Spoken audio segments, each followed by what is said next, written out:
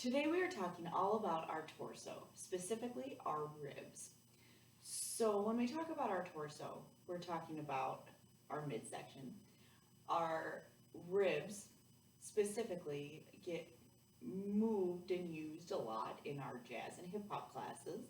And our ribs are how we isolate for our port de bras and our cambray and ballet. So to talk a little bit about the positioning, you have your neutral position, which means you're not moving anywhere. You can release, in which case you press forward. You contract, which is when they pull in. Now, the movements themselves, when used in jazz and hip hop, seem fairly small. They're subtleties. We can add our shoulders and other isolations to them to make them stand out more, but traditionally they're just little guys. Our ribs can also move to the side.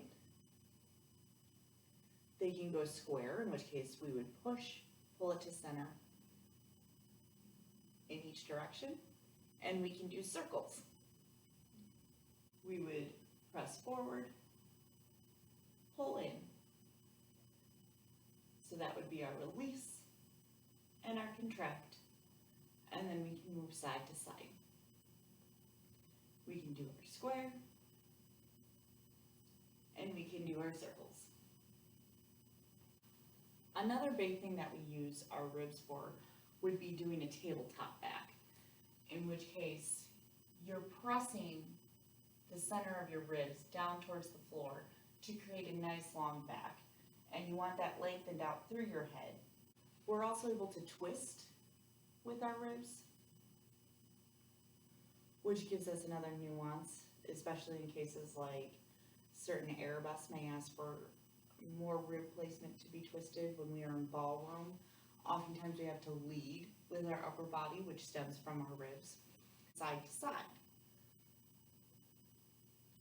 That's where we talk about our cambray and whatnot in ballet.